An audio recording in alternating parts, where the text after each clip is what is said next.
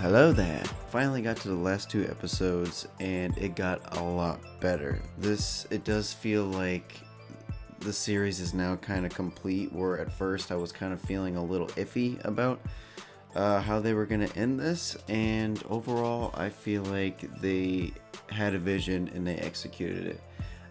Is it amazing? No. But it is a lot better than kind of how I was expecting this to end. I'm just going to go ahead and go through what I liked through both episodes. I really like the flashback of Anakin and Obi-Wan training in, it looks like around episode 2. They do kind of splice it throughout the 5th episode, which is a little weird, but it did work. You can tell that Obi-Wan was getting a little overwhelmed with Anakin's skill and his power and stuff, so it's cool to see how he would have to constantly outsmart him, not outflex him or overpower him, just outsmart him. And here you can see in multiple ways how he did that. I also really like the battle scene. It reminded me a little bit of Attack of the Clones, where it's just constant fire and constant action for like a good minute, and you're like, damn. So the action definitely got a lot better. I love how Kenobi takes the role of being a general again. Like, he takes charge of their little area, he tells them what to do, he tells them to close the doors, he tells them to huddle up. There's a stark difference between the general of Reva and Obi-Wan, where typically generals will be more like Reva, where they command from the back or the middle. Obi-Wan's cool because he commands, but he's the front line of defense as well. And it really does show you that is really Kenobi, really the Jedi in general, where they can lead, but they're really there just to protect. And I think it's cool that he does both. Also, I really like Vader in just the series in general, but in this specific episode where you just see his absolute fucking raw power and strength, where he does the Starkiller thing where he shoves down the ship and it just started ripping it apart. So I loved how they really showed that Anakin's on like another level of power in here. And in the finale, you also see his power go to like another level. The fight was between Vader and Obi-Wan was way better. And we finally, because I was thinking to myself, why aren't they twirling and jumping, even though we didn't get to see them jumping around, but we definitely got to see them get back into that flinging groove. Because I know Ewan McGregor has always been really smooth and sly with that twirly shit with the lightsabers, and here we can see that he's still got it. And that fight between him and Vader was a hell of a lot better than that first match. And just see Obi-Wan start from where he kind of hold back to where he feels like he's shaking off the cobwebs to like he's like fully back, jumping around and twirling his shit. I thought that was really cool. Vader in this show was so cool because to have Hayden Christensen back as Vader both feels nostalgic and new at the same time. What he brings new to the character, at least in my perspective, is the scariness of Vader. I've never seen a scarier Vader in my entire life than Hayden Christensen's Vader in the series. His power and his brutality, and in here you see his face and he tells Obi-Wan that you didn't kill Anakin Skywalker, I killed Anakin Skywalker. And he says, well, I guess my friend is truly dead. Just throwing back to Return of the Jedi. To see James Earl Jones' voice mixed with Hayden Christensen was so good. I love that as well. And just to see half Hayden Christensen's burnt face and the other half of Vader, and how you can see that he's pretty much just dark side zombie. You can definitely tell where Obi-Wan is in the originals, where he's telling Luke like he's just gone, like your father's gone, you're just gonna have to kill Vader. That's just what you're gonna have to do, which makes Luke's arc that much better, the odds of bringing him back even after this. And it just works.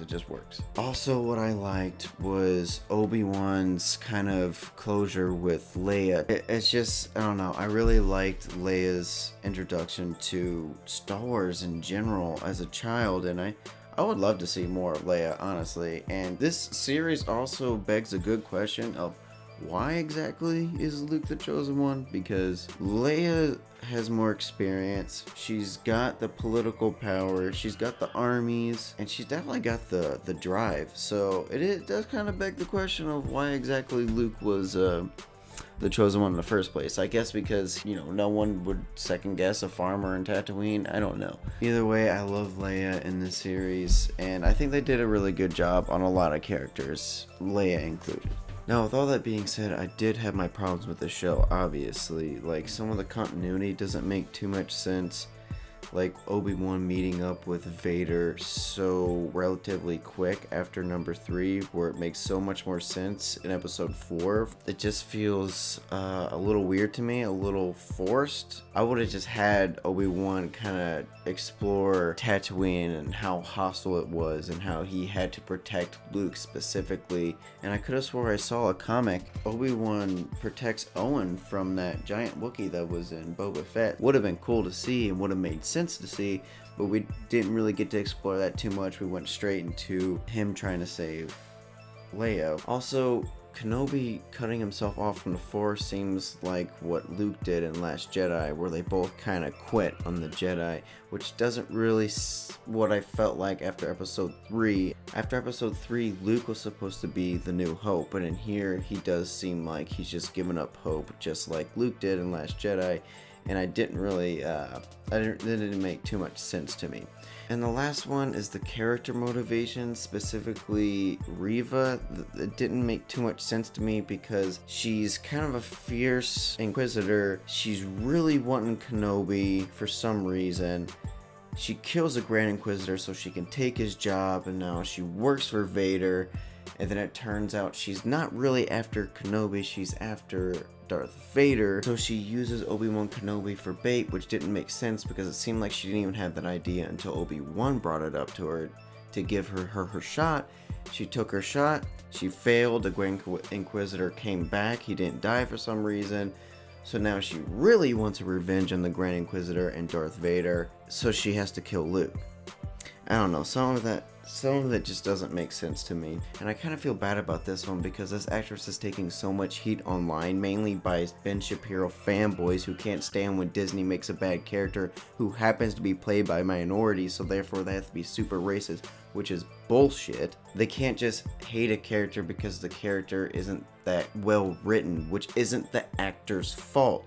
And if you look in here, the one scene where she does pull out some acting chops, it's actually really good. So it's not the actor's fault. And even if she was a bad actor, don't go after the racist shit. So uncivilized. It's the world we live in, and I guess we just gotta move on from it. But other than that, my overall thoughts on the series was not bad. Like I said, it's not amazing, but it was pretty good. It definitely was Obi-Wan's show, and Ewan McGregor killed it. To see him back as Obi-Wan and to see that he still got it, it gave me goosebumps. And like I said, not only was it awesome to see Ewan McGregor as Obi-Wan Kenobi again, but Hayden Christensen as Darth Vader was so cool. Like I said, he's the creepiest Vader I've ever seen. And to give Hayden Christensen the justice and respects that he deserved for the prequels, I feel like they did that in here. I feel like this series gave the prequels justice that it just deserves, and I'm glad to see that people are actually giving it some acknowledgement and to remember that it was actually pretty good. They did great introducing Leia in here and showing her inspiration to be what she was in the originals, to see herself elevate to be a leader and to see how her mom was the same way. I mean, how old was Padme when she was in episode 1 when she was in a war? I thought it was a really cool way to slide Leia into this Kenobi series for sure. I thought that was a smart move. And honestly, overall, I think it's a solid Star Wars series. I don't think that it's better than the Mandalorian show, but I definitely think it's better than the Boba Fett series. Like I said, not perfect, not amazing, not bad. Alright guys, that was my review for episodes 5 and 6 and the series as a whole. You guys tell me what you thought about the series. Did you love it? Did you like it? Was it meh? Let me know down in the comments down below. Like, subscribe, and I'll see you guys in the next one.